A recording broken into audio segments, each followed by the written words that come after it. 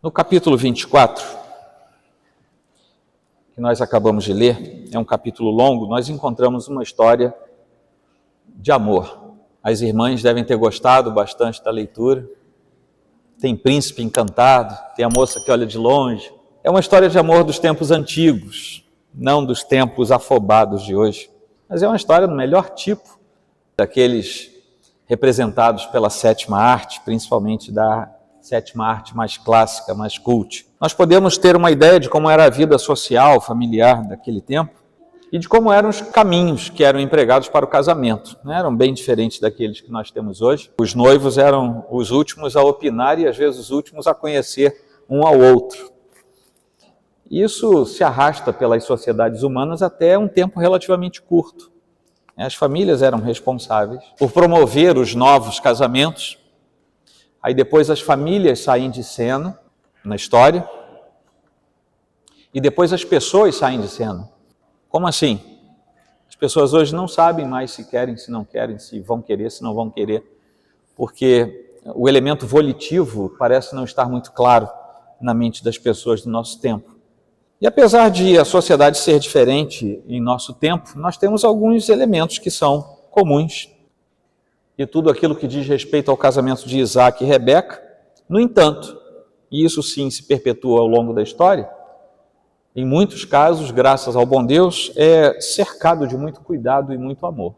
Cuidado da parte de Deus, amor da parte de Deus, mas também cuidados mútuos e familiares, bem como amor. Abraão já estava velho, a gente leu isso aqui, já estava bem velho, Sara já tinha morrido, Isaac já não era mais uma criança, já tinha uma certa maturidade, e o Senhor tinha abençoado muito Abraão em termos espirituais, ele era o pai da fé, depois a própria Escritura vai dar esse nome a ele, mas também tinha abençoado muito Abraão na questão material, ele tinha se tornado alguém muito rico para os padrões daquela época. Talvez hoje você não diga que um sujeito é muito rico porque tem muito camelo, não sei aqui não sei lá no Oriente Médio, talvez ainda possa alguém ser considerado, mas aqui, por exemplo, se você tiver uma fazenda e alguns milhares de cabeças de gado, alguém vai desconfiar que você também é rico. São as mudanças do substrato social, mas que servia para identificar.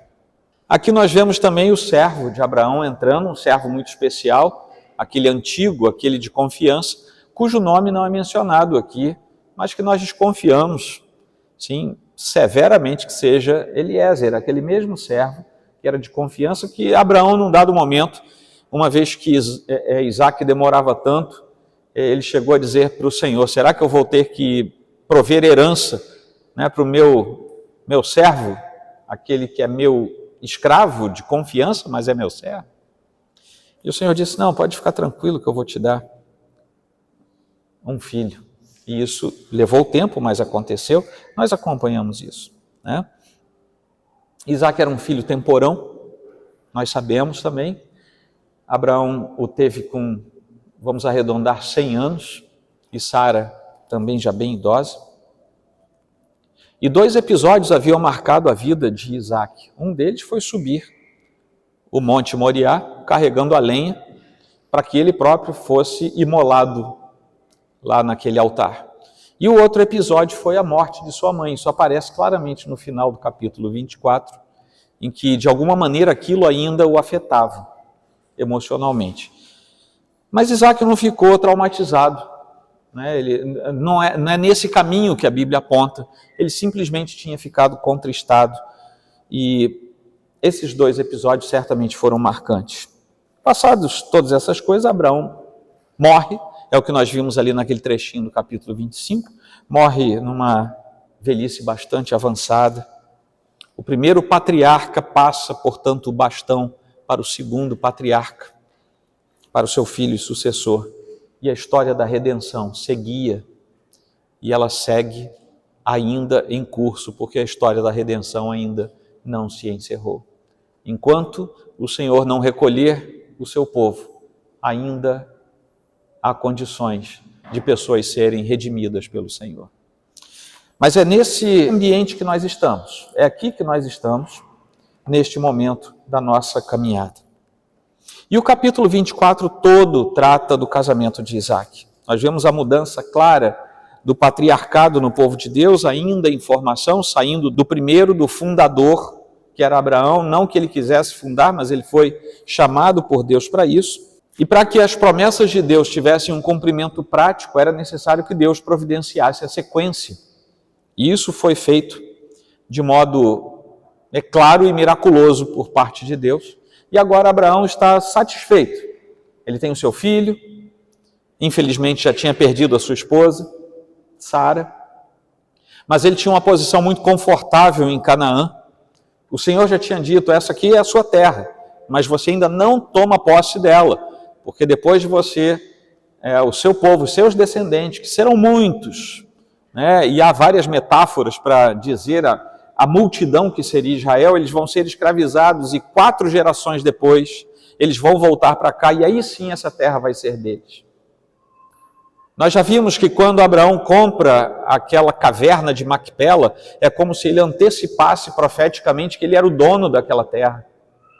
Ele já tinha uma propriedade ali. Mas depois, outras coisas haveriam de acontecer. A promessa para a dominação daquela terra deixava claro que ele não poderia providenciar dali ninguém para ser coerdeira com seu filho daquela terra. Porque vejam bem, se nós vamos tomar esta terra, não pode haver laço com esta terra. Se nós vamos dominar esta terra daqui a não sei quantos anos, Deus disse que serão 4 gerações após a escravidão e eu não sei quanto tempo leva para isso. Não é possível que nós mantenhamos laço com esta terra, porque eticamente não é possível você se levantar contra quem é seu aparentado. Isso é traição. E Abraão não podia ser um traidor. Essa é a razão pela qual Abraão disse, não providencie mulher desta terra. Vá lá de onde eu vim, vá na minha parentela, vá no sangue do meu sangue e pegue de lá uma mulher para ser a esposa do meu filho. Esse é o pano de fundo. Por outro lado, Abraão tinha dito, haja o que houver, não leve o meu filho até lá. Eu quero uma pessoa de lá, mas eu não quero o lugar de lá. Eu quero que venha alguém para ser coerdeira com meu filho para as promessas de Deus. Eu não quero que meu filho volte para o caminho, para o lugar de onde eu saí. Não é essa a ideia. E o episódio nos mostra pelo menos 3 cenas. Esse episódio é muito rico. Se você gosta de história e já quer se preparar para a jornada teológica, leia várias vezes esse capítulo. Ele é muito rico na sua narrativa. Há pelo menos 3 cenas que acontecem em casas. E eu usei essas 3 cenas como divisor desse capítulo 24. A primeira cena acontece na casa de Abraão. A segunda cena acontece na casa de Betuel. E a terceira cena acontece na nova casa de Isaac. E é por essas casas que nós vamos andar hoje, na medida do possível. Havia uma tensão clara e lógica quando nós olhamos para a casa de Abraão, que é o começo da história, porque os fatos estavam apertando a jornada. Abraão começa a perceber, meu Deus, já tenho quase 200 anos, não é possível que eu vou viver mais tanto tempo. Eu preciso ver como é que o Senhor vai direcionar a geração que virá após mim. Não basta que eu tenha tido Isaac. Isaac precisa também se multiplicar. Ele precisa ter filhos, porque senão a promessa para em Isaac. Não é possível que seja assim. E Abraão precisava das garantias naturais de que a promessa de Deus seria cumprida. Mas ele já tinha também suficientes experiências com Deus para saber que mesmo em meio a tensões e dificuldades, Deus sempre tem um caminho para resolver e cumprir as suas promessas. As tensões nos assaltam, mas nós precisamos saber o Deus em quem nós cremos. Nós precisamos ter experiências com Deus para que no momento em que tensões, angústias e dificuldades vierem, nós possamos dizer, Deus já me livrou, Deus já me ajudou, Deus já cumpriu a sua fala, Ele vai cumprir de novo. É por isso que os testemunhos dos santos servem, para fortalecer a nossa fé e nos dizer, se Deus já fez, Ele vai fazer de novo. E era assim que Abraão vivia. Por 2 vezes, e ele já tinha aprendido isso, por 2 vezes ele tentou arranjar as coisas do seu jeito. 2 vezes ele mentiu a respeito da sua esposa. Uma vez a sua esposa também tentou arranjar as coisas do seu jeito e arranjou uma concubina para ele. Sempre os planos dos homens, mesmo que piedosos e aos pés do Senhor, quando eles atravessam a vontade de Deus, aquilo dá errado no fim. Não atropele os planos de Deus, espere o timing certo, porque Deus é quem controla o governo, o tempo, o espaço. É Ele quem controla tudo. Deus governa todas as coisas, inclusive aquilo que Ele prometeu para nós. E se a mulher não quiser vir? Pergunta Eliezer. Eu suspeito que seja Eliezer. Então, de vez em quando é possível que eu o chame assim. Leva o Isaac até lá? Abraão falou, de jeito nenhum, não faço um negócio desse. Não leve Isaac para lá. Vai que Isaac gosta de lá. Experimentar as coisas que ficaram para trás podem despertar elementos sensoriais que estão adormecidos. E Abraão sabia disso. Não deixe de jeito nenhum Isaac ir até lá. Abraão proíbe essa possibilidade. Isaac não deve sair do lugar da promessa. Ele não deve voltar às suas origens, nem mesmo para se casar. É das origens que a mulher vem, mas ele não vai lá buscá-la. A casa de Abraão, meus irmãos, era o lugar da bênção prometida por Deus. Mas estamos aqui diante de um impasse que precisava ser resolvido. Após tanto tempo esperando por seu filho legítimo, agora Abraão tinha que resolver uma outra coisa. Ele tinha que também descansar no fato de que haveria uma herança, porque a promessa de Deus dizia respeito não apenas a ele e seu filho, mas a toda uma nação que seria fundada e fundamentada no cumprimento dessas promessas de Deus. Mesmo assim, Abraão entendia que ele tinha uma responsabilidade, e o que ele podia fazer foi aquilo que ele fez. Pegou o seu servo, planejou a viagem e disse, vá lá e busque a esposa para o meu filho.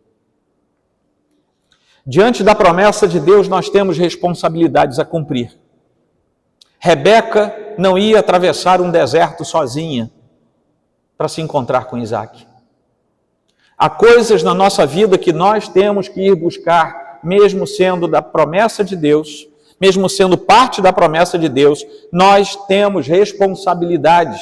Deus não nos chamou para o ócio espiritual, Ele nos chamou para tomarmos atitudes. Só que essas atitudes precisam ser bem pensadas para estarem sempre submissas à vontade de Deus. Mas temos responsabilidades a cumprir. Abraão tinha que trazer a esposa, a sua nora, e ao mesmo tempo tinha que impedir que Isaac fosse. Esse foi o elemento de tensão na casa de Abraão. E o seu servo foi designado para executar isso em seu nome. Isso você vai ler até o versículo 9. Se você pular para o versículo 28, você vai entrar comigo na casa de Betuel. Estamos lá na Mesopotâmia agora, e nós vamos entrar na casa de Betuel depois de alguns episódios acontecerem do lado de fora. A mudança da casa de Abraão para a casa de Betuel acontece numa cena à beira de um poço, que no livro de Gênesis, poço sempre remete a uma relação familiar. Assim como o portal da cidade remete às decisões e à imperiosa necessidade de tomar decisões concretas, os poços no livro de Gênesis sempre nos remetem à vida familiar. Então, nos versículos de 10 a 27, estamos ali naquela cena, à beira de um poço. Você já viu quanta água um camelo bebe? Depois de atravessar o deserto? Alguém sabe? São litros e litros e litros. O bicho vem desidratando pelo meio do deserto. Aí quando ele para na beira de um poço, parece que nunca mais ele vai parar de beber água. Eram 10 camelos. Não eram só não, eram 10. E diz o texto que Rebeca fica ali na beira do poço, vertendo água. Eu não sei quantas vezes ela foi ao poço. Até que todos os camelos estivessem saciados. Ali Rebeca é apresentada e o seu caráter é mostrado pela primeira vez na literatura bíblica. Quem era Rebeca? Pela primeira vez ela aparece. E após essa cena inicial, eles passam ao ambiente familiar de Rebeca. Já vão lá para a casa dos seus pais. Sabemos que Rebeca ela era uma filha legítima, e aí você vê a riqueza dos pequenos trechos que aparecem na Bíblia. Porque lá no capítulo 22, versículo 23, nós lemos uma pequena genealogia, pequenininha. Os descendentes de Naor, no versículo 23 diz assim: Betuel gerou Rebeca. Ela era filha legítima de um parente de Abraão. Por que isso é importante? Porque naquele tempo muita gente era filho de concubina. O próprio Abraão teve um monte de filhos. E como é que ia saber se ela era de fato da família de Abraão? O Senhor já tinha, por inspiração, mandado o autor escrever que ela era filha legítima da família do próprio Abraão. Era uma família que não era muito funcional, não. Labão era olho grande. Quando a menina chega, ele nem olha direito para ela, só olhou para o ouro que ela ostentava naquele momento, que foram os presentes que o servo de Abraão tinha dado. Olhou para as pulseiras, olhou para o pingente no seu nariz. As mulheres naquele tempo eram modernas, elas usavam muito pingente no nariz, né? É só você ver aí algumas descobertas arqueológicas, elas gostavam a beça. Está voltando à moda, né? E Labão vai dar as boas-vindas ao servo de Abraão apenas porque, versículo 30, tinha visto o pendente e as pulseiras nas mãos da sua irmã e ouvido as palavras de Rebeca. Vejam bem, ele não estava preocupado com o futuro de Rebeca. Ele não estava preocupado com o futuro de Isaac. Ele queria ver se tinha mais ouro de onde tinha vindo aquele, se tinha mais. Rebeca, por sua vez, demonstra hospitalidade, fé, compaixão, paciência, força.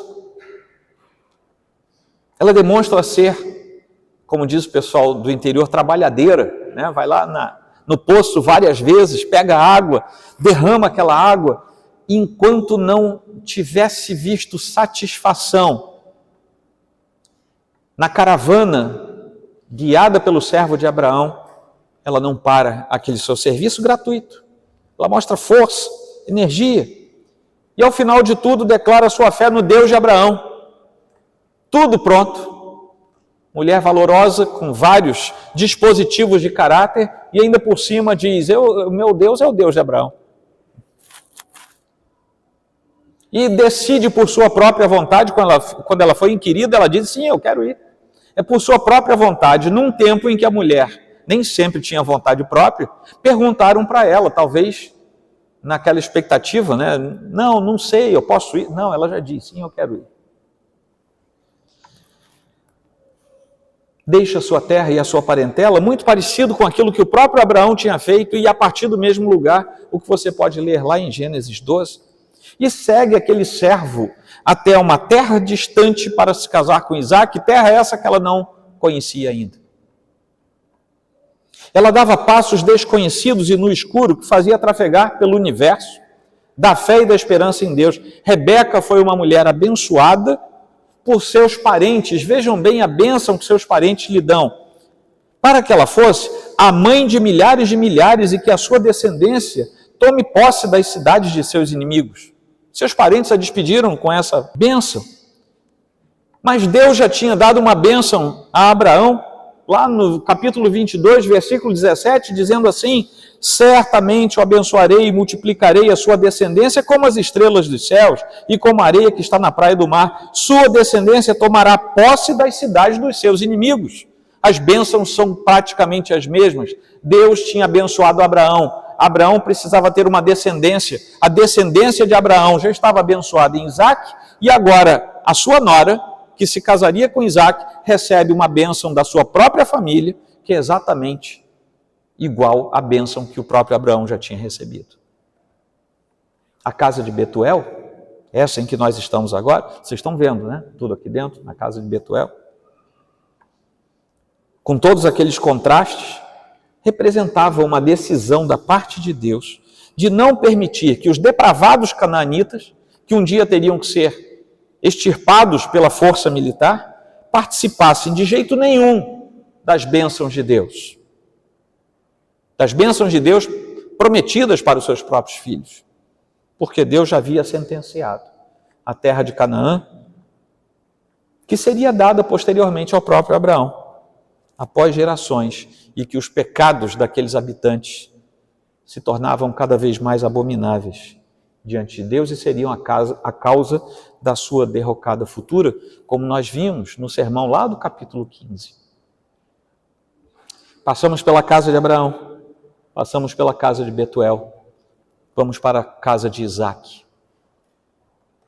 Que a última mudança, a primeira mudança da casa de Abraão para a casa de Betuel aconteceu onde? Na beira de um... Aonde? Na beira de um poço. E ali o caráter, a personalidade de quem era a Rebeca começa a ser manifestado, declarado. A última mudança, que é da casa de Betuel para a casa de Isaque, acontece aonde? Na beira de um poço. Como é que eu sei disso? Porque aqui só diz que o nome do lugar era Beer-Lahai. É porque lá no capítulo 16, versículo 14, nós vamos descobrir que isso era o nome de um poço. Capítulo 16, versículo 14. Por isso, aquele poço se chama Beer-Lahai-Roi. Fica entre Cádiz e Bered. A segunda cena, em que saem da casa de Betuel e vão para a casa de Isaque, que era muito longe. Foi uma peregrinação pelo meio do deserto. Também acontece na beira de um poço. Na beira do primeiro poço, a noiva aparece. Na beira do segundo poço, o noivo está lá. E está esperando a noiva que vinha do outro lado do deserto. Começa a pensar que você vai saber qual é o tipo que está representado aqui. Agora é a vez de Isaque ser apresentado, seu caráter ser mostrado. Vamos nos lembrar que a única coisa que a gente sabe de Isaque até agora é que ele foi de modo manso até o alto do monte, não questionou, só perguntou: papai, cadê o bicho, né? E ele ouve como resposta: Deus proverá. Mas ele, antes de ver o animal providenciado por Deus, ele viu a lâmina da faca, né? Pelo que nós temos de descrição. Nós não sabemos muito de Isaque até agora. Agora Isaque começa a ser apresentado. Agora o segundo patriarca entra em cena. Ele precisa dar continuidade à sua família, à família dos seus pais, à família da promessa. Uma família abençoada por Deus e disposta pelo Senhor a ser bênção para todas as famílias na face da terra. Lembram no capítulo 12? O Senhor promete que através de Abraão, todas as famílias da terra seriam abençoadas. Rebeca e Isaque haviam sido preservados um para o outro, isso fica claro no texto bíblico. E agora, chegando a Canaã, Rebeca pergunta ao servo, eles estão andando, né, aquele passo do camelo. Eu nunca andei a camelo, né, mas a gente já viu o filme, né? Todo mundo aqui já viu o filme, e a gente vê aquele camelo. Ele não costuma não galopar, mas ele vai naquele passo, e talvez ela tenha vindo ali em cima, ou quem sabe numa liteira, eu não sei, o texto não é tão explícito assim. Mas ela olha ao longe, e ela pergunta ao servo quem era aquele homem que os estava esperando ao longe, lá no horizonte. E sabendo tratar-se de Isaque, o que ela faz? Ela vai se arrumar, ela vai se embelezar, ela vai se ajeitar, porque depois de andar dias e dias pelo deserto, ela devia estar com o cabelo despenteado, pelo menos.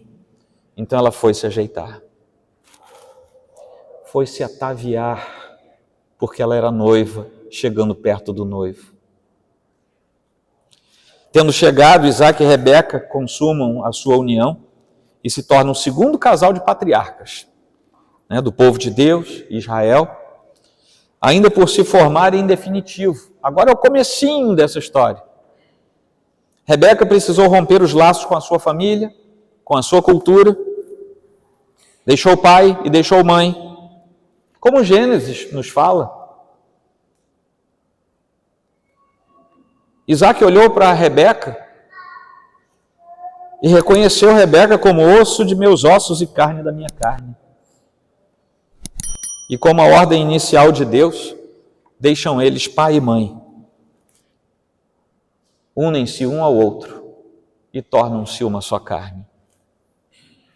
Rebeca, neste caso, representando toda a raça humana, natural, deixa sua parentela como ato de fé e se une a Isaac como um ato de obediência. Fé e obediência juntos. Aqui na casa de Isaac, nós vemos a nova casa, para onde Rebeca foi, e ali ela se tornou sua esposa, sua auxiliadora e o seu consolo. O último versículo do capítulo 24 diz que, além de ter sido a sua esposa, ela levou consolo para o seu marido Isaac. Da casa de Isaac, depois de algum tempo, viria o terceiro patriarca, aquele que aí sim receberia depois o nome de Israel. Bonita a história? Gostaram? As meninas presentes gostaram da história? Porque depois de tudo, assim como todos nós enfrentaremos, Abraão também enfrentou a sua morte.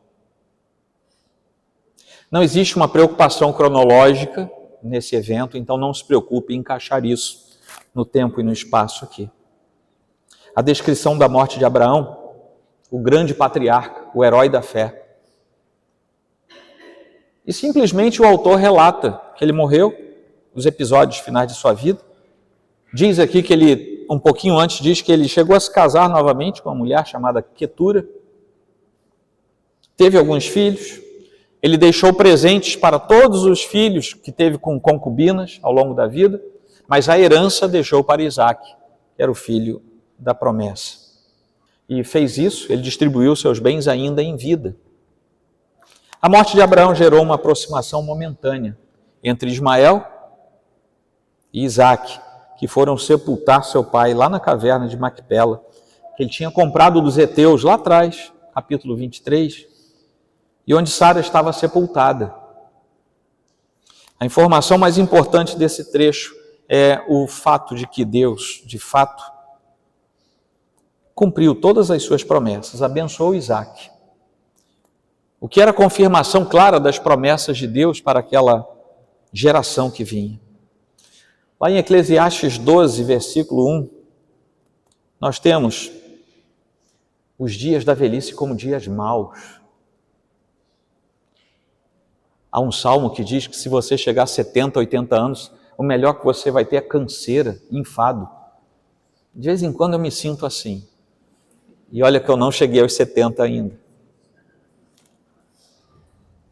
Mas Abraão viveu para ver, na sua velhice, o cumprimento da promessa de Deus. Morreu após uma longa velhice. E naquele eufemismo comum no Antigo Testamento, ele foi se reunir ao seu povo, que nada mais é do que morreu. Bateu bota. E lá foi Abraão sepultado, exatamente no lugar que ele tinha comprado para a sepultura dele e da sua família. O relato da morte de Abraão termina dizendo que Isaac morava em Beer-Lahai-Roi. Uma clara declaração que o autor sagrado deixa para nós. Os autores sagrados muitas vezes deixam pistas para nós. Tem nada de místico, tá? Não fica procurando coisas para você descobrir portais, tá? Não faz isso não, vai dar errado. Mas eles nos deixam pistas que nós, às vezes, por fazermos leituras tão superficiais, não percebemos. Mas aqui o autor sagrado faz uma declaração muito clara de que Isaac era o único descendente legítimo de Abraão. Nós já tínhamos visto isso com relação a Rebeca, era a única descendente legítima. Nós já sabemos, nós lemos o texto, sabemos que era Isaac, mas o autor confirma mais uma vez, porque aquela nação precisava ser formada com um pedigree que vinha diretamente do Senhor. Esse era o lugar onde Deus tinha dito a Agar, a mãe de Ismael, que era o filho da misericórdia, que ela teria o filho. Foi ali naquele poço. Mas agora, esse poço não era mais ocupado por Agar, que teria o filho da misericórdia. Agora esse poço era ocupado por Isaac, que era o filho da promessa.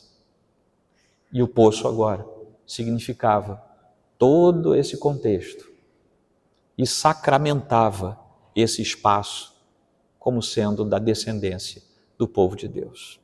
Amém, queridos? Você está assustado que eu fui rápido hoje, né? Mas ainda tenho as conclusões e as aplicações.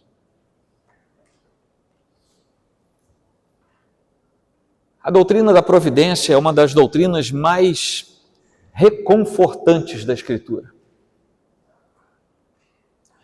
Poucas doutrinas trazem um alívio tão grande ao coração do Filho de Deus quanto a doutrina da providência. E embora nós tenhamos muitos detalhes aqui sobre o encontro com a família de Rebeca, quando o servo foi até lá, embora nós tenhamos poucos detalhes sobre a resposta dada à oração que ele deixou na presença de Deus, nós vemos apenas os dados objetivos. Por exemplo, esse texto não nos diz quanto tempo levou entre Abraão chamar Eliezer, ou seu servo, e ele estruturar uma caravana. Ele não foi sozinho com 10 camelos. As pessoas viajavam em caravana naquele tempo. Ele era o líder dessa caravana, mas havia outras pessoas. A Bíblia não diz quanto tempo ele levou catando joias, presentes, porque para ter levado tantas coisas, devia ter uma meia dúzia de camelos só com presente. Isso também era comum naquele tempo. Nós não sabemos também, a Bíblia não nos diz, depois que a caravana saiu, quanto tempo levou para chegar lá. Os homens iam a pé, na maioria das vezes, puxando seus animais, deserto afora. A Bíblia também não diz quanto tempo eles ficaram lá, na Mesopotâmia, e diz menos ainda quanto tempo levaram de volta. Pode ter se passado um período longo, e talvez o servo de Abraão tenha tido que ter paciência. A providência de Deus é uma garantia que nós temos que Deus vai cuidar de nós, vai nos atender, vai nos ouvir, mas Ele fará isso de acordo com a sua soberana vontade e no tempo que pertence exclusivamente a Ele. Nós temos responsabilidades, mas não podemos ir além da nossa responsabilidade e entrar no campo que é exclusivo de Deus.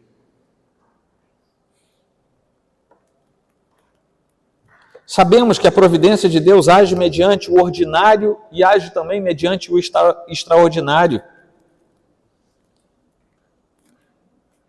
Isso faz com que nós sempre sejamos o alvo certo das ações concretas de Deus também neste mundo. Deus age com a sua providência, a fim de que os seus planos, que são santos e perfeitos, jamais sejam frustrados. E nós sabemos que nenhum dos planos de Deus será frustrado. O que nós precisamos é nos encaixar nos planos de Deus e não querer impor a Deus os nossos planos. Mais tarde, o mesmo ato providencial da parte de Deus, no tempo certo na história, no auge da história, vai providenciar Jesus Cristo, Deus encarnado para nós. Esse é o ápice da providência do Senhor, em que Deus, o Deus Filho, deixando a sua glória, vem e se faz como um de nós.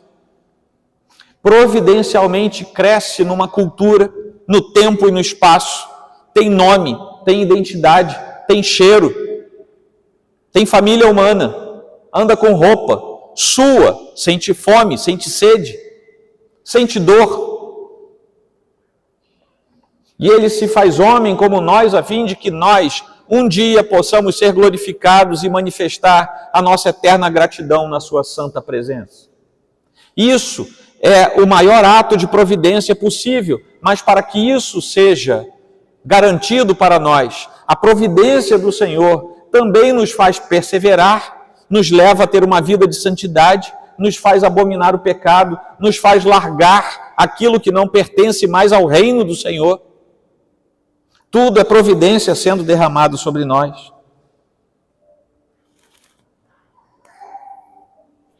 E Deus faz tudo isso agindo por meios que só competem a Ele, e somente em suas mãos estão as respostas a respeito da providência dEle. O que nos cabe é desfrutar dela. Mas nós seremos alvo da providência do Senhor até o final dos tempos. Vamos falar de fé. Abraão orienta a sua vida, os seus atos pela fé.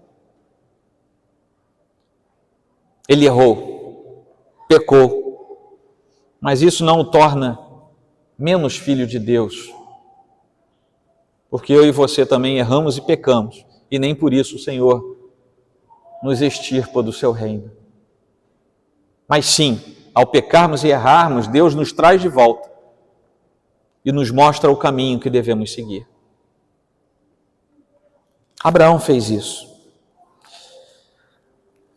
E é exatamente pela crença de que Deus realmente cumpriria todas as suas promessas concernentes à sua herança, à sua posteridade, à sua terra, aquela que lhe seria dada, é que ele não permite que Isaque se case com nenhuma mulher da terra. Canaã não fazia parte dos planos de Deus e, portanto, não poderia fazer parte dos planos de Abraão. Este mundo caído em pecado não faz parte dos planos de Deus, não pode fazer parte dos seus planos. Nós estamos em Canaã, mas não somos de Canaã. O nosso Deus não é daqui, embora esteja aqui nos guiando e cuidando de nós. Não somos daqui. Nossos planos, nosso desejo, nossos sonhos, nossos amores não podem estar no mundo. Tem que estar na Canaã celestial, na nova terra, na terra prometida. Não podemos nos aliançar com este mundo. Não podemos nem casar, nem dar em casamento com este mundo. Não podemos nos associar a este mundo. Não podemos sequer desejar as mesmas coisas deste mundo, porque não somos deste mundo. Nós somos de outro lugar. Somos peregrinos, somos passageiros. A terra que nos suja ainda, teremos que batê-la para entrar lá no reino dos céus, em definitivo. É uma metáfora, claro. Abraão sabia, eu não sou daqui. Esse povo não é o meu povo. Eu não quero nada com eles. Eu quero o que Deus já prometeu que vai dar para mim. Ao final, a sua fé foi recompensada e ele experimentou as bondades do Senhor, porque ele buscou primeiro a vontade do Senhor. E tudo lhe foi acrescentado, como nós lemos depois nas palavras de Mateus 6:33. Buscai primeiro e... Vamos falar de novo. Agora, 1, 2, 3 e buscai.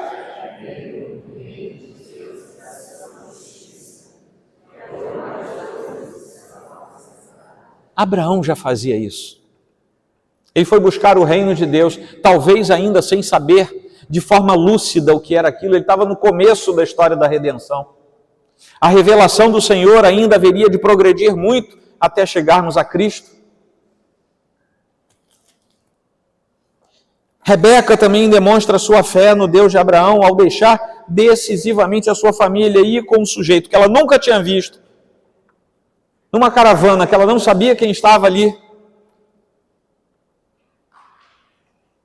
para se casar com um sujeito que ela não fazia nem ideia de quem era, não sabia se era caolho ou banguela. Mas ela confiou que Deus tinha algo bom para ela. Fé. Isaque também agiu por fé, porque ele viu o pai mandando aquela caravana e ele aguardou pacientemente a ida e a volta daquele servo do seu pai, trazendo a sua esperada noiva. Deixaram ouro e vestes finas e trouxeram a joia que ele precisava. O servo também agiu por fé, confiando que o Senhor haveria de lhe dar um bom resultado em todas as coisas. Todo mundo agiu por fé. Todo mundo.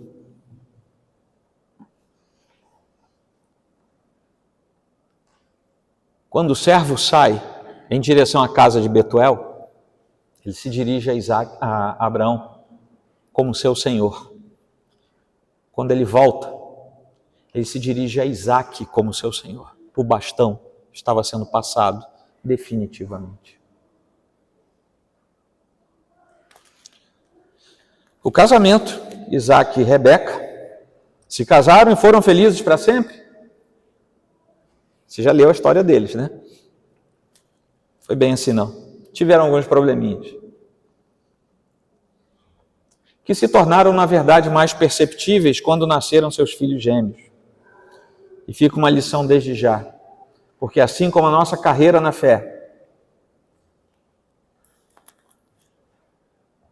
o casamento deve começar bem. Mas se ele não terminar bem, não valeu muita coisa. Seu casamento precisa terminar bem, como a sua carreira na fé precisa terminar bem. Heróis da fé, Isaac e Rebeca, começaram bem, terminaram mal. Cuidado. Você que já se casou, cuidado. A providência de Deus está ao seu alcance para você terminar bem. Você vai se casar? Cuidado. Você nem começou ainda, então comece bem. E queira terminar bem. Amém? Algumas promessas cumpridas. Só faltam 2. Hebreus 11 reserva em geral um versículo por herói da fé. Para Abraão, tem 12 versículos. É um trecho longo. E o considero uma espécie de exemplo ou padrão de fé. Lá em Hebreus 11, você vai ver que Abraão é como se fosse um modelo. Né? Ele é o pai da fé, ele é o modelo. Todos os heróis da fé morreram sem ver a concretização daquilo em que criam, sem verem a consumação das promessas. Nós lemos isso lá em Hebreus 11, 39 e 40, assim. Todos estes, mesmo tendo obtido bom testemunho por meio da fé, não obtiveram a concretização da promessa. Porque Deus tinha previsto algo melhor para nós, para que eles, sem nós, não fossem aperfeiçoados.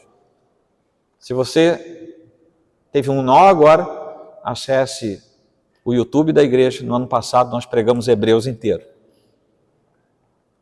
Mas o fato é que aqueles heróis da fé não chegaram a ver a consumação das suas promessas. Eles morreram crendo que Deus concretizaria aquilo. Você precisa morrer sabendo que mesmo fechando aqui os olhos, a promessa eterna de Deus está garantida para você. Da mesma forma que eles buscaram, mas não viram a consumação da promessa final, alguns de nós não vão ver nada nas nuvens, nem vão ouvir as trombetas tocando. Alguns de nós vão ser sepultados, mas vão ser sepultados sobre a promessa eterna do Senhor. E um dia ressuscitarão, antes, inclusive, daqueles que vão ouvir a trombeta, já estarão com o Senhor. Amém?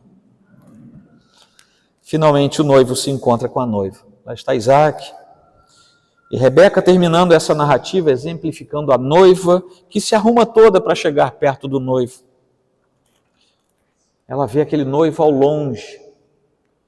Nós somos a noiva. Nosso noivo está longe. A gente olha assim e vê o nosso noivo lá no horizonte. E a gente vai perguntando para o Espírito Santo aqui ao nosso lado, quem é aquele que eu vejo lá no horizonte? Talvez o Espírito Santo imprima no nosso coração. Vai se arrumando, porque você está chegando perto do noivo. Cada passo que você dá no deserto é um passo a menos de distância do noivo. Parece longe, a gente ainda não distingue, está pequenininho lá no horizonte, mas ele é o noivo. E ele já está pronto, porque quando ele viu a caravana ele já se arrumou e ficou esperando a noiva. O noivo espera ansiosamente pela chegada da noiva lá na nova terra, que um dia será definitivamente deles. A viagem foi longa, o deserto cansou a noiva. Eu não sei você, mas eu estou cansado desse mundo também. Podem ficar tranquilos, eu não vou antecipar nada. Vou esperar, sabe, Deus fazer as coisas no momento dele. Mas, meus irmãos, esse mundo cansa. Eu não sei você, mas eu não tenho muitas expectativas a respeito desse mundo. Você tem expectativas sobre a economia global? Você tem expectativas sobre o universo da política? Você tem expectativas sobre como será a educação daqui a 20 ou 30 anos? Se hoje já não presta, você imagina daqui a 20 ou 30. Você tem boas expectativas sobre esse mundo? Eu não tenho. Ter boas expectativas sobre esse mundo é viver numa utopia. Mas esse mundo é o nosso deserto e nós estamos trilhando por ele. Nosso noivo já está nos esperando, um dia esse deserto termina. A vida tem nos cansado, não queremos as coisas daqui. Não tem nada daqui que nos encante. Tem um hino que a gente cantou aqui, não tem muito tempo, passarinhos, belas flores. Essas coisas não nos encantam mais, nem as... Nós ansiamos pelos novos céus e nova terra. O dia que nós vamos nos encontrar com o nosso noivo. E como diz Apocalipse 19, estaremos lá nas bodas do Cordeiro, nosso noivo. Ele queria tanto a sua noiva, que ele deu a sua vida por ela. Ele queria tanto amar a noiva, que se entregou por amor. E se você achou a história de Isaac e Rebeca bonita, porque fala do amor, ela não é nada perto da história de Jesus e da igreja. O Senhor nos amou e a si mesmo se entregou por nós. Nós estamos indo para casa. Para a última casa, que já saímos da casa de Abraão, já fomos para a casa de Betuel e agora estamos indo para a casa do noivo. E nós vamos chegar lá qualquer dia desse. Se eu chegar primeiro, eu espero vocês lá. Espero que nenhum de vocês falte. Vou dar uma festa lá se eu chegar primeiro. Que Deus abençoe você. Que Deus nos guarde, nos preserve pelo seu amor. Amém, queridos? Está na hora de parar que a voz está sumindo aqui. Vamos orar?